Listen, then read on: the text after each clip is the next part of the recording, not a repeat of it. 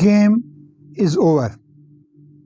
नाज़रीन मोहतरम, 3.5 बरस से जो मुल्क में तमाशा हो रहा था, जो मुल्क में बातें हो रही थीं, जिस तरीके के साथ सीनियर्स को बेइज्जत किया जा रहा था, जिस तरीके के साथ एक तमाशा मचा हुआ था, गरीब का जीना हराम कर दिया गया था, महंगाई के ने तबाही व बर्बादी मचा दी थी। मैंने तो एक अपने कॉलम में लिखा भी था कि महंगाई इस हुकूमत को ले डूबेगी, लेकिन नाआकिबत अंदेश हुक्मरान इन चीज़ों से ना वाकिफ़ थे। वो जब अपनी जीती हुई सीटों पर इंतखाबात में दोबारा इंतखाबात में जा रहे थे और वो भी जब हार रहे थे, उन्हें शिकस्त मिल रही थी, फिर भी वो उससे सबक सीखने को तैयार नहीं थे। और अब बातें हो रही हैं कि मुल्क को किस नए बहरान में मुब्तला किया जाए। जी नाज़रीन मोहतरम, हुकूमत मुल्क को बहरान से निकालने के बजाय मुल्क को मज़ीद बहरानों में फंसाने के चक्कर में है। शेख रशीद साहब जो ये कहते हैं कि पाकिस्तान के तमाम सियासतदान GHQ के गेट नंबर 4 की पैदावार हैं, वो कि किसी और सियासतदान ने इस बात की तस्दीक नहीं की कि हम GHQ के गेट नंबर 4 की पैदावार हैं, लेकिन वो ख़ुद को ये एज़ाज़ बख्शते हैं कि मैं तो GHQ के गेट नंबर 4 की पैदावार हूँ, और इस बात पर वो फ़ख्र करते हैं कि वो गेट नंबर 4 की पैदावार है। और ये फ़ख्रिया वो आकर के कहते हैं कि मैं तो वज़ीर आज़म को ये मशवरा दे कर के आया हूँ कि सिंध में गवर्नर राज नाफिज किया जाए। अब उन्हें ये पता नहीं है कि गवर्नर राज किस हालत में नाफिज होता है। गवर्नर राज लागू करने के लिए ज़रूरी है कि सूबे की सूबाई असम्बली इसकी सिफारिश करे, गवर्नर सदर को ख़त लिखे, मुल्क में अफरा तफरी की हालत हो, मुल्क जंगी बहरान में मुब्तला हो, पड़ोसी मुल्क से कोई हालत कोई ऐसी किस्म के ख़तरात हों कि जिनसे निकलने के लिए, और उसकी मुद्दत होती है 8 हफ्ते। सदर आसिफ अली जरदारी ने अपने दौरे हुकूमत में ये प्रैक्टिस की थी पंजाब में, जब उन्होंने शहबाज शरीफ की हुकूमत ख़त्म करके गवर्नर राज लागू किया, लेकिन चंद दिनों में वो ख़त्म हो गया। यहाँ पर भी अगर ये प्रैक्टिस की जाती है तो वो चंद दिनों में ख़त्म हो जाएगी। फिर बात होती है इमरजेंसी लागू करने की। इमरजेंसी आप किस बुनियाद पे लागू करेंगे जबकि मुल्क के हालात बिल्कुल सही के यूं के तूं जा रहे हैं। हाँ, आपके पास ये मौका था कि आप मुल्क में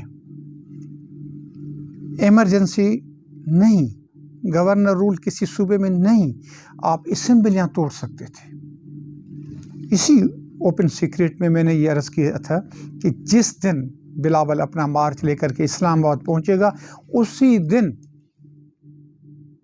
अदम एतमाद की तहरीक आ जाएगी वज़ीर आज़म के ख़िलाफ़। और हुआ भी ऐसे ही, जिस दिन बिलावल वहाँ पहुँचे इस्लामाबाद, उसी दिन तहरीक अदम एतमाद ऐवान में आ गई। जब तहरीक अदम एतमाद ऐवान में आ जाती है तो उस वक्त असम्बली को ना तो तोड़ा जा सकता है और ना ही कुछ और बात की जा सकती है, बस उसका सामना करना पड़ता है। अब हालत ये है कि हुकूमत के पास ना तो इमरजेंसी नाफिज करने का कोई ग्राउंड है, ना ही गवर्नर राज नाफिज करने का ग्राउंड है, जिसके लिए सबसे ज़्यादा मुल्क में अफरा तफरी के हालात हो। इमरजेंसी की तब नाफिज की जाती है कि जब लॉ एंड ऑर्डर की, अमन अमान की सूरत हाल ख़राब हो। अमन अमान की सूरत हाल आपने देखा कोटिया में ख़राब थी। लोग कई दिनों तक अपने प्यारों के जनाजे रख कर के एहतजाज करने लगे कि वज़ीर आज़म आए हमें दिलासा दें। और वज़ीर आज़म ने यह कहा था, इमरान खान ने यह कहा था कि मैं किसी की ब्लैक मेलिंग में नहीं आऊँगा। वो अपने बेटों की, अपने भाइयों की, अपने बच्चों की मैयतें रखे हुए हैं, और वज़ीर आज़म कह रहा है कि मैयतें रख करके मुझे ब्लैक मेल किया जाए। आपने देखा फिर पेशावर में 2 हफ्ते कबल क्या हुआ, 43 अफराद को मस्जिद में शहीद कर दिया गया, लेकिन वज़ीर आज़म के पास टाइम नहीं था कि वो पेशावर जाए। अच्छा, हद तो ये है कि वहाँ के गवर्नर और वज़ीर आला भी जाए वक़ू पे नहीं गए, मस्जिद में नहीं गए जहाँ पर ये धमाका हुआ था। तो आपने अगर गवर्नर राज नाफिज करना है तो पहले आपको बलूचिस्तान में लागू करना पड़ेगा, उसके बाद आपको KPK में लागू करना पड़ेगा, सिंध और पंजाब की भारी बाद में आएगी।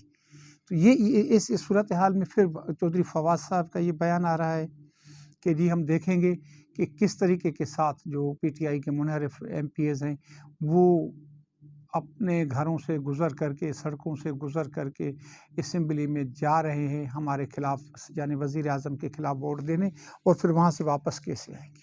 ایک وزارت کے منصب پر بیٹھے ہوئے افراد اس طریقے کی اگر اسٹیٹمنٹ دیں، اس قسم کے بیان دیں، تو گورنر راج لاگو کرنے کی بات نہیں آتی، ایمرجنسی لاگو کرنے کی بات نہیں آتی، ایمرجنسیاں توڑنے کی بات نہیں آتی۔ یہ ہوتا ہے کہ اسی منسٹر کے خلاف ایکشن لیا جائے، کیونکہ وہ لوگوں کو اکسا رہا ہے۔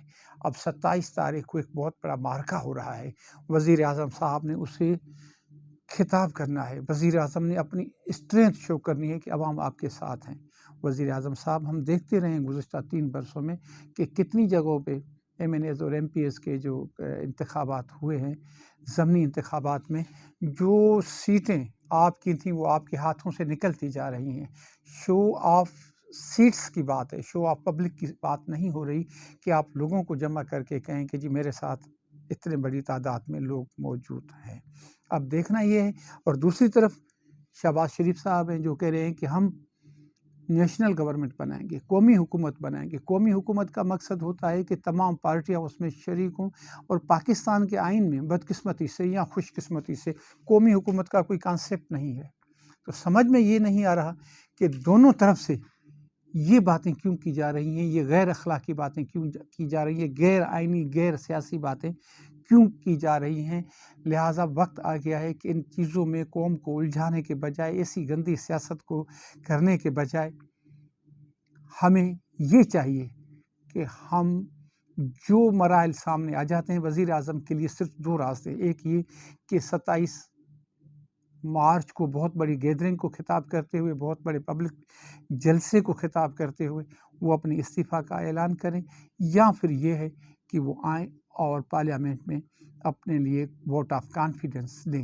حالات اس نہج پر آن کر کے پہنچے ہیں پاکستان کے کہ مشہور دانشور اور رائٹر نور الہدیٰ شاہ کو یہ کہنا پڑ رہا ہے کہ سیاست ہیرا منڈی کی تنگ گلیوں سے گزرتی تھی۔ یہ تو معلوم تھا، سیاست ہیرا منڈی کی تنگ گلیوں سے گزرتی تھی، یہ تو معلوم تھا، مگر سیاست کوٹھا کھول کر بیٹھ جائے گی یہ کبھی سوچا بھی نہ تھا۔ اپنے بھائی، اپنے دوست شیر محمد کھوڑ کو اجازت دیں۔ خدا حافظ۔